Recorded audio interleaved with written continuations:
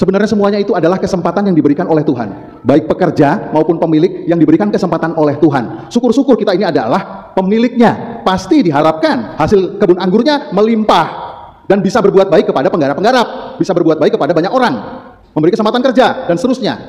Apa yang harus kita buat sebenarnya kalau kita menjadi merasa sebagai pemilik kebun anggur? Biasanya pemilik kebun anggur itu adalah orang-orang yang kaya, materi, mungkin juga yang disebut bukan materi, cerdas, pintar, penguasa, punya kedudukan, berpengaruh, atau yang menjadi penentu. Anda posisinya di mana? Sebetulnya bisa merasa. Yuk buat kebun anggur ini semakin berkembang, semakin manis, semakin juga banyak dirasakan oleh orang-orang. Atau sebaliknya, kita hanya sebagai penggarap. Jalankanlah penggarap itu yang apa yang ada, ini juga kesempatan. Banyak orang yang lain tidak dapat kesempatan. Kita dapat kesempatan sebagai penggarap. Lakukanlah. Menggarap itu mungkin sesuai dengan status kita, kedudukan kita. Kita lakukan. Dan membuat pantas kita itu diberi kesempatan dari Tuhan.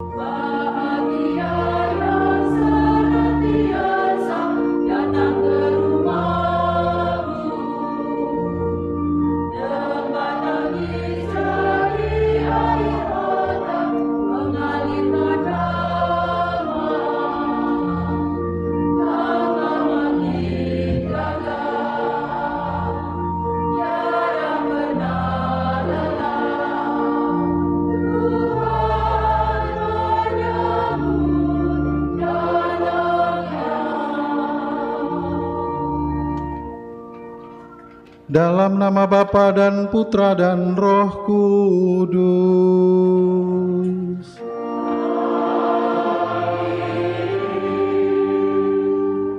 Damai bersamamu.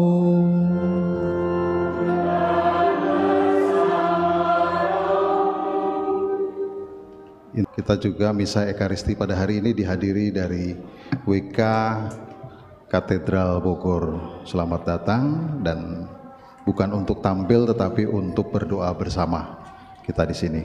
Baik, saudara-saudara yang terkasih, hari ini hari Minggu biasa ke-27. Orang yang menanam padi dengan penuh harapan menantikan musim panenan. Berarti orang yang memiliki lahan ini sebenarnya harusnya kesempatan bersyukur. Apakah bisa dengan panen yang baik atau tidak? Tetapi sebaliknya, apakah kita yang menjadi pemilik lahan atau kita pekerja? Kita merenungkan pada pagi hari ini, jangan-jangan kita juga adalah seorang yang memiliki, yang menjadi kesempatan, punya kesempatan untuk memanen dan menghasilkan yang baik, atau kita sebagai pekerja yang juga sebetulnya mau bekerja dengan sebaik-baiknya di kebun anggur. Mari saudara-saudara yang terkasih, kita sejenak mengakui kekurangan kelemahan kita di hadapan Allah supaya pantas merayakan peristiwa penyelamatan ini. Marilah berdoa. Allah Bapa yang Maha Kuasa dan Kekal, Engkau terus-menerus mengundang semua orang dengan sabar menantikan dari kami masing-masing jawaban atas undangan itu. Kami mohon agar seruan-Mu itu jangan sampai dikalahkan oleh kebisingan hidup kami, sehingga tidak berhasil kami tangkap dan menjadi sia-sia. Perkenankanlah kami mengalami bahwa Engkaulah yang menumbuhkan tanaman, dan bahwa kami gereja-Mu yang hendaknya menjadi kebun anggur dunia. Demi Yesus Kristus Putra-Mu Tuhan dan pengantara kami, yang hidup dan berkuasa bersama Engkau dalam persekutuan dengan Roh Kudus, Allah sepanjang segala masa. Amin. Pembacaan dari kitab Yesaya. Aku hendak menyanyikan lagu tentang kekasihku. Lagu kekasihku tentang kebun anggurnya. Kekasihku mempunyai kebun anggur di lereng bukit yang subur. Ia mencangkulnya dan membuang batu-batunya, lalu menanaminya dengan pokok anggur pilihan. Ia mendirikan sebuah menara jaga di tengah-tengahnya dan menggali lubang tempat memeras anggur. Lalu dinantinya supaya kebun itu menghasilkan buah anggur yang baik, tetapi yang dihasilkannya ialah buah anggur yang asam. Maka sekarang, hai penduduk Yerusalem dan orang Yehuda, adililah aku dan kebun anggurku itu. Apakah yang masih harus kuperbuat untuk kebun anggurku itu yang belum kuperbuat kepadanya? Aku menanti supaya ia menghasilkan buah anggur yang baik. Mengapa yang dihasilkannya hanya buah anggur yang asam? Maka sekarang aku mau memberitahukan kepadamu apa yang hendak kulakukan kepada kebun anggurku itu. Aku akan menegang pagar durinya sehingga kebun itu dimakan habis. Aku akan melanda temboknya sehingga kebun itu diinjak-injak. Aku akan membuatnya ditumbuhi semak-semak, tidak dirantingi dan tidak disaingi, sehingga tumbuhlah putri malu dan rumput. Aku akan memerintahkan awan-awan supaya jangan menurunkan hujan ke atasnya. Kebun anggur Tuhan semesta alam itu ialah kaum Israel. Dan orang Yehuda ialah tanam-tanaman kegemarannya. Dinantikannya keadilan tetapi hanya ada kelaliman. Dinantikannya kebenaran tetapi hanya ada keonaran. Demikianlah sabda Tuhan. Kebun anggur Tuhan ialah umat Israel. Kebun anggur Tuhan ialah umat Israel. Telah kau ambil buah anggur dari Mesir, kau halau bangsa-bangsa, lalu kau tanam pohon itu. Dijulurkannya ranting-rantingnya sampai ke laut, dan pucuk-pucuknya sampai ke sungai Efrat. Kebun anggur Tuhan ialah umat Israel. Mengapa engkau menggempur temboknya, sehingga ia dipetik oleh setiap orang yang lewat? Babi hutan menggerogotinya, dan binatang-binatang di padang memakannya. Kebun anggur Tuhan ialah umat Israel. Ya Allah semesta alam, kembalilah, pandanglah dari langit dan lihatlah. Tengoklah pohon anggur ini, lindungilah batang yang ditanam oleh tangan kananmu. Kebun anggur Tuhan ialah umat Israel. Maka kami tidak akan menyimpang daripadamu. Biarkanlah kami hidup, maka kami akan menyerukan nama-Mu. Ya Tuhan Allah semesta alam, pulihkanlah kami. Buatlah wajah-Mu bersinar, maka selamatlah kami. Kebun anggur Tuhan ialah umat Israel. Pembacaan dari surat Rasul Paulus kepada jemaat di Filipi. Saudara-saudara, janganlah kamu khawatir tentang apapun juga, tetapi dalam segala hal nyatakanlah keinginanmu kepada Allah dalam doa dan permohonan dengan ucapan syukur. Maka damai sejahtera Allah yang melampaui segala akal akan memelihara hati dan pikiranmu dalam Kristus Yesus. Jadi saudara-saudara, semua yang benar, semua yang mulia, semua yang adil, semua yang suci, semua yang manis, semua yang sedap didengar, semua yang disebut kebaikan dan patut dipuji, itulah yang harus kamu pikirkan. Dan apa yang telah kamu pelajari, apa yang telah kamu terima, apa yang telah kamu dengar, dan apa yang telah kamu lihat padaku, lakukanlah itu. Maka Allah, sumber damai sejahtera, akan menyertai kamu. Demikianlah sabda Tuhan. Haleluya, haleluya, haleluya. Haleluya,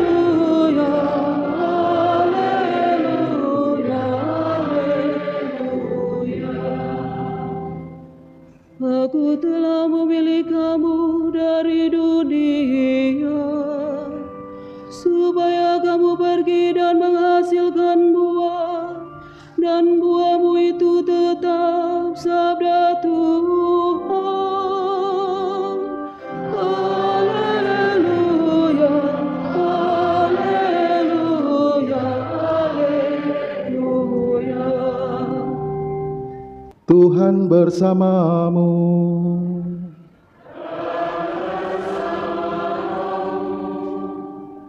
Inilah Injil suci menurut Matius.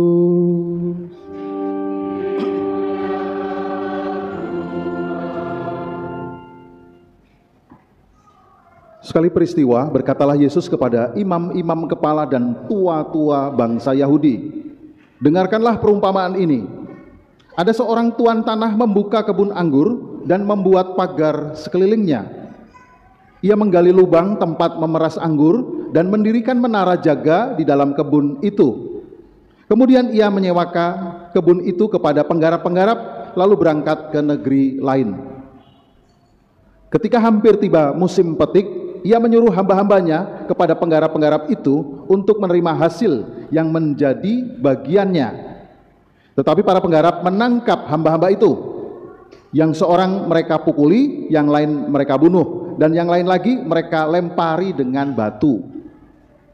Kemudian tuan itu menyuruh pula hamba-hamba yang lain, lebih banyak daripada yang semula, tetapi mereka pun diperlakukan sama seperti kawan-kawan mereka. Akhirnya tuan itu menyuruh anaknya kepada mereka, katanya, "Anakku akan mereka segani."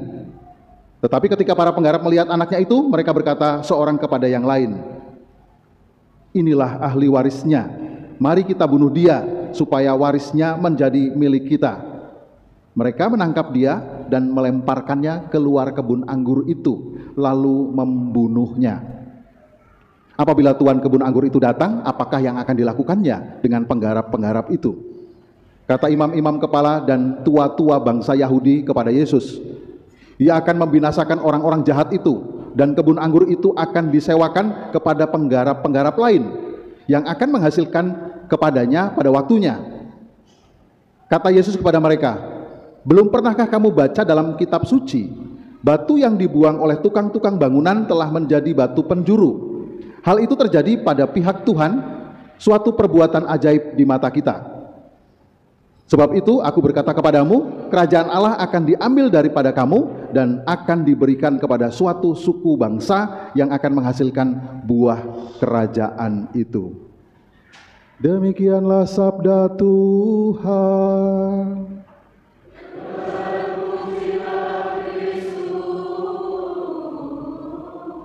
Para bapak dan ibu, saudara-saudariku yang dikasihi Tuhan Yesus Kristus, jadi yang ini tidak boleh disamakan dengan cerita tentang Abraham dan Ishak yang nanti malam sebetulnya diperjelas.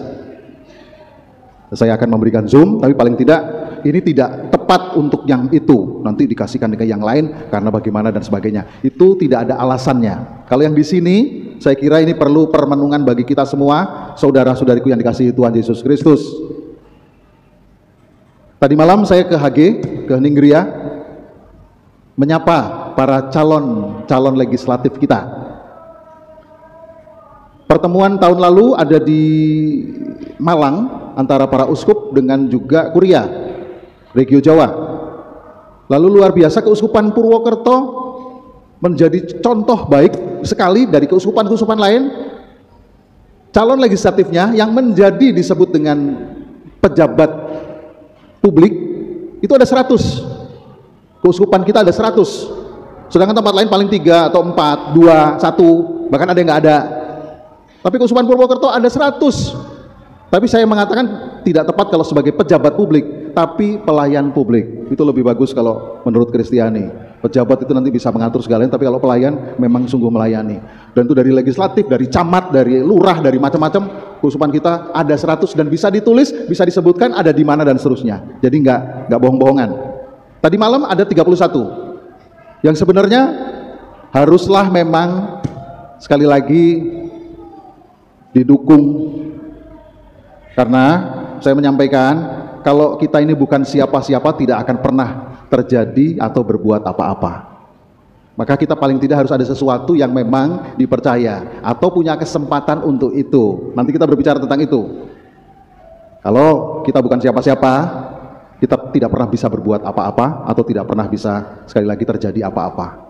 Maka mau tidak mau harus didukung orang yang sudah pengen atau juga menjabat. Kita tidak tahu motivasinya apa, nggak jadi masalah. Tetapi sangat langka dan jarang orang ingin masuk ikut ambil bagian menyuarakan suara kerajaan Allah, menyuarakan suara Kristiani, paling tidak bukan untuk mencari sesuatu, tetapi berbicara sesuatu tentang keadilan dan kedamaian. Daripada kembali lagi yang nggak punya kesempatan, yang tidak punya kebun anggur, yang di luar sana sudah hanya bisanya kritik, tapi tidak pengen juga untuk ambil bagian, termasuk tidak memilih. Dulu gereja pernah sangat kecewa sekali dengan para umat kita, sudah nggak milih. Kalau mau cari yang sempurna nggak bisa. Tapi paling tidak supaya suara kita tidak hilang, dipakai oleh orang-orang jahat, paling tidak kita memilih sesuatu. Nanti kalau ada hasil yang tidak baik, kita protes, padahal kita nggak milih. Maka kita besok ambil hak kita, kalau memang harus memilih, milihlah. Dengan bebas, dengan rahasia dan sebagainya, silahkan pilih. Kita tahu biasanya orang baik kumpul orang baik, orang tidak baik akan kumpul orang tidak baik, orang punya sesuatu dan sebagainya. Tapi paling tidak milih, jangan pergi ke luar negeri, jangan juga tamasya dan sebagainya, tidak punya kesempatan untuk datang ke pemilu dan seterusnya. Maka ini yang saya kira sangat bagus. Mereka-mereka ini adalah punya kesempatan. Mereka-mereka ini adalah sebenarnya membuka kebun anggur. Nah, sama dengan sekarang pada bacaan kita sekarang ini, pemilik kebun anggur sebagai tuan, sebagai orang kaya, bukan penggarap dan orang dalam, dan dia berkuasa dan juga penguasa. Nah, sekarang kita juga merenungkan, jangan-jangan kita sebetulnya pemilik kebun anggur, tapi menghasilkan nggak? Atau sebaliknya, jangan-jangan kita punya kebun anggur tapi bermental penggarap. Sebenarnya semuanya itu adalah kesempatan yang diberikan oleh Tuhan. Baik pekerja maupun pemilik yang diberikan kesempatan oleh Tuhan. Syukur-syukur kita ini adalah pemiliknya. Pasti diharapkan hasil kebun anggurnya melimpah dan bisa berbuat baik kepada penggarap-penggarap, bisa berbuat baik kepada banyak orang, memberi kesempatan kerja dan seterusnya. Apa yang harus kita buat sebenarnya kalau kita merasa sebagai pemilik kebun anggur? Biasanya pemilik kebun anggur itu adalah orang-orang yang kaya, materi, mungkin juga yang disebut bukan materi, cerdas, pintar, penguasa, punya kedudukan, berpengaruh, atau yang menjadi penentu. Anda posisinya di mana? Sebetulnya bisa merasa. Yuk buat kebun anggur ini semakin berkembang, semakin manis, semakin juga banyak dirasakan oleh orang-orang. Atau sebaliknya, kita hanya sebagai penggarap. Jalankanlah penggarap itu yang apa yang ada, ini juga kesempatan. Banyak orang yang lain tidak dapat kesempatan. Kita dapat kesempatan sebagai penggarap. Lakukanlah. Menggarap itu mungkin sesuai dengan status kita, kedudukan kita. Kita lakukan. Dan membuat pantas kita itu diberi kesempatan dari Tuhan. Nah, soal Injil ini jelas lagi lebih dengan itu, yaitu soal keimanan. Keimanan kita juga ada tahap-tahapnya. Jangan-jangan kita adalah yang juga membagikan iman, keselamatan Kristus yang kita dipercaya. Banyak orang nggak dipercaya, banyak orang yang nggak dapat, banyak orang diberitahu nggak tahu, nggak paham, bahkan menolak, bahkan nggak pernah dapat. Sampai mati pun kalau sudah begitu menolak, nggak akan pernah bisa.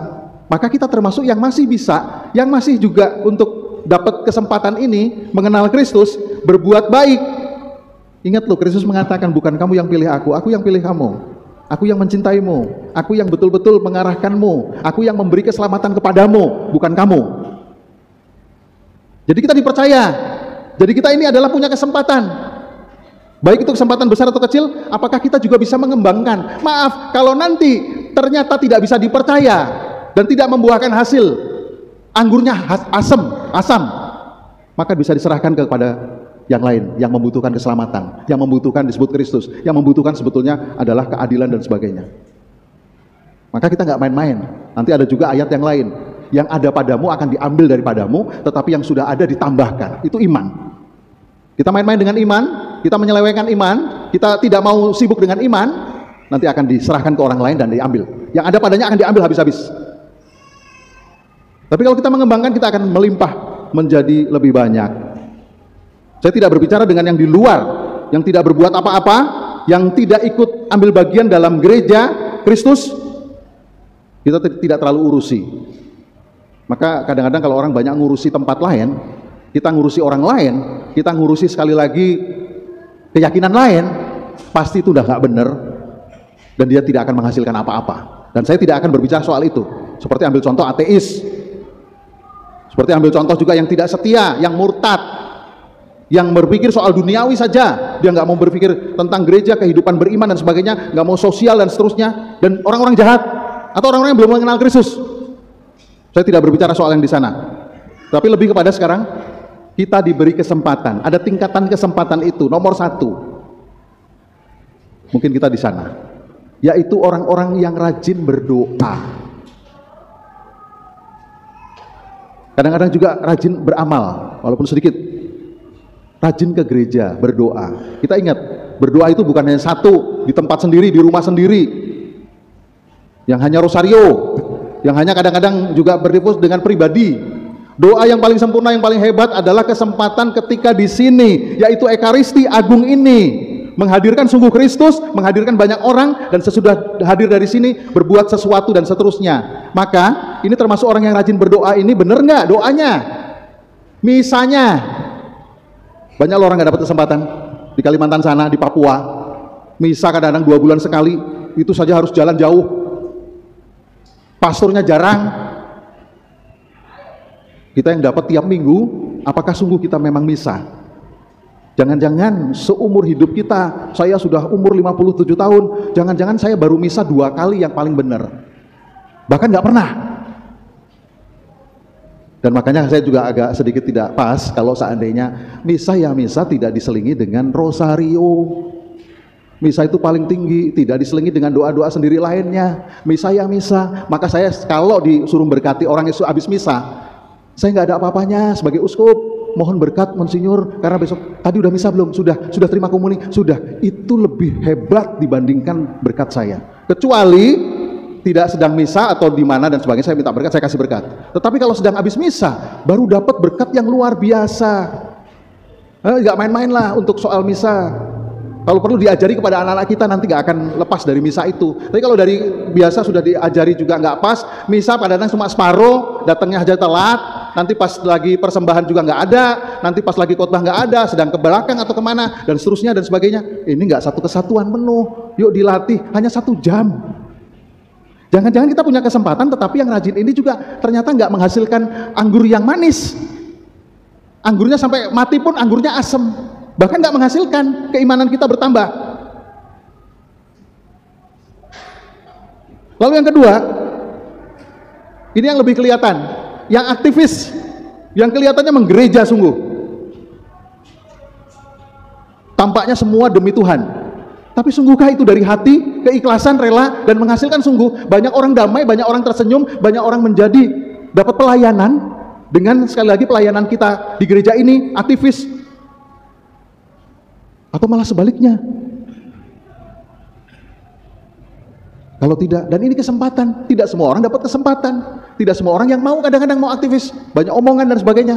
Tetapi ini kesempatan kita gunakan dengan sebaik-baiknya, menghasilkan anggur yang manis.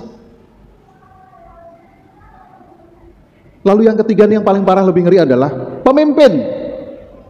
Jangan-jangan banyak pemimpin yang munafik. Harusnya suci, disebut kudus, bisa menguduskan orang lain. Malah sebaliknya, dia mencari sesuatu duniawi di balik ini semua. Nggak menghasilkan, ini lebih ngeri. Kalau yang tadi masih lumayan rajin itu, kalau sampai dia tidak membuatkan hasil yang manis, tidak menghasilkan apa-apa, tapi minimal menghasilkanlah untuk keluarga, itu baru luka. Disebutnya luka, melukai mungkin beberapa orang. Aktivis yang tadi juga kalau ternyata tidak menghasilkan buah yang manis, paling ini hanya luka parah. Tapi yang menakutkan adalah pemimpin yang membuat munafik dan tidak benar dan tidak menghasilkan, bahkan sudah berjuang sekian lama, tapi berapa tahun itu hanya hidup untuk kepentingan diri sendiri, kelompoknya sendiri, atau kesenangannya sendiri. Ini membunuh banyak orang, sehingga sekali lagi bukan menghasilkan yang asam, bukan menghasilkannya cuma sedikit, tetapi tanpa menghasilkan, bahkan merusak tanaman aslinya, tanaman pokoknya. Maka saudara-saudara terkasih dalam Kristus, kita ini semua diberi kesempatan dan punya kesempatan yang luar biasa karena Kristus mencintai kita. Mungkin dengan doa kita, mungkin dengan kebaikan kita, mungkin dengan pelayanan kita, mungkin dengan status kita, itu kesempatan. Bukan apa-apa lagi, tapi kesempatan di sini. Maka saya tidak membicarakannya di luar. Mau ngomong apa terserah, tapi paling tidak kita yang di sini, yuk jangan rugi-rugi double-double. Sudah berjuang waktunya, harusnya saya nonton bola, harusnya saya senang di rumah, nggak capek-capek, tapi harus ke gereja juga berdoa, memohon sesuatu, lalu keluar uang, keluar macam-macam, tenaga dan sebagainya, tetapi di dalamnya tidak sungguh berdoa kepada Tuhan, rugi double. Maka sekaligus, kalau memang mau berdoa dan kepada Tuhan, ungkapan itu nanti akan ada hasilnya, dan buahnya manis. Itu kesempatan. Banyak orang nggak punya kesempatan. Misa saja nggak punya kesempatan, ingin saja nggak punya kesempatan, nggak punya, iman saja nggak punya. Nah, kita punya. Takut nanti kalau sampai, oh ternyata tidak pantas dan tidak bisa dipercaya, itu diambil. Akhirnya kita tidak mengenal sama sekali keselamatan Kristus atau iman tentang Kristus. Mari saudara-saudara terkasih, kita diingatkan pada Injil hari ini. Kita semua itu perlu memelihara, menjaga, mensyukuri kesempatan iman yang diberikan oleh Tuhan. Jangan main coba-coba untuk dan sebagainya. Ini sebetulnya nanti sore itu saya pengen menjelaskan, ini dari dulu kan udah diterangin habis-habisan, tapi masih banyak orang yang ragu nggak itu pasti dengerinnya nggak benar, keimanannya juga nggak pas. Udah berkali-kali, dan sering sekali bahwa diungkapkan. Tapi kadang-kadang kita bertanya lagi, pengen butuh ini lagi dan sebagainya. Kayak lagi kita bukan orang-orang yang sekali lagi diberi sesuatu kita nggak dipercaya. Kita diberi sesuatu dipercaya dan kita berkembang, semakin berkembang terus-menerus. Maka menjadilah kesempatan yang diberikan oleh Tuhan itu yang produktif, bukan kontraproduktif. Dan kita itu karena dipilih dan dicintai, diberi kesempatan itu karena dipilih dan dicintai. Mari kita rawat, pelihara dan syukuri keimanan yang kita dapat dari Tuhan, menghasilkan buah melimpah, banyak berguna bagi banyak orang, dan tentunya juga demi kemuliaan Tuhan.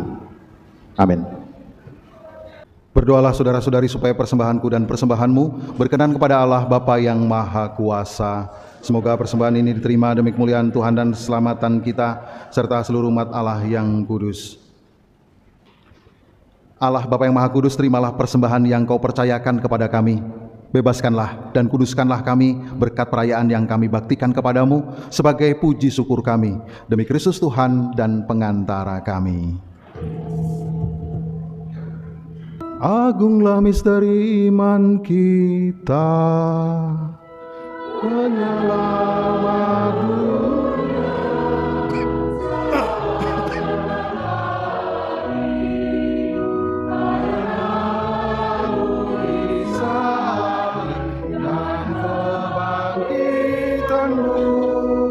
Engkau telah membebaskan kami.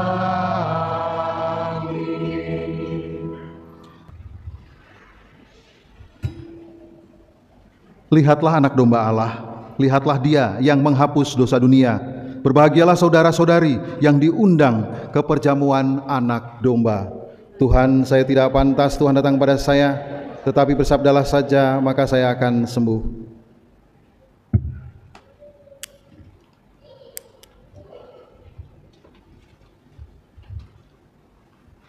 Marilah berdoa. Allah Bapa kami, Engkau mengumpulkan kami di sekitar altar-Mu, dan di sini kami Kau perkenankan mengalami bahwa tiada orang yang Kau tolak. Ambillah kekerasan hati kami yang menyebabkan kesusahan banyak orang. Arahkanlah perhatian kami akan yang menarik, yang disebut baik dan patut dipuji. Demi Kristus Tuhan dan pengantara kami yang hidup dan bertahta bersama Engkau dalam persekutuan dengan Roh Kudus, Allah sepanjang segala masa. Amin. Terima kasih atas kehadiran dari WK Katedral Bogor.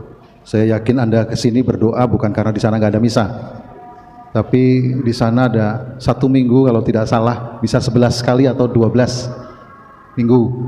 Sabtunya bisa sekali, nanti minggu malam bisa 2 kali, lalu siang sampai pagi sampai siang itu juga bisa berapa kali? 6 kali, 7 kali. Saya kira itu luar biasa kesempatan di sini. Di sini cuma 4 kali. 4 kali. Maka sebetulnya nggak berlaku untuk misa online lagi. Nggak berlaku, jangan cari-cari alasan. Pokoknya bisa online dan sebagainya. Yang sepuh pun sekarang boleh kok. Enak lo nerima komuni langsung dari pastornya di sini dan sebagainya, daripada nanti kita nggak pengen misa di gereja karena apa dan sebagainya, mau dikirim komuni di rumah, tandanya sakit, tandanya tidak sehat. Maka kalau masih punya kesempatan untuk ke gerejalah untuk misa dan di gereja, bukan online. Nanti jangan-jangan online itu tidak misa sungguhan, tapi kita sekali lagi bisa bermain-main di sana dan sebagainya. Itu saja pesan saya. Baik, kita siapkan hati dan diri kita untuk mohon berkat dari Tuhan. Tuhan bersamamu.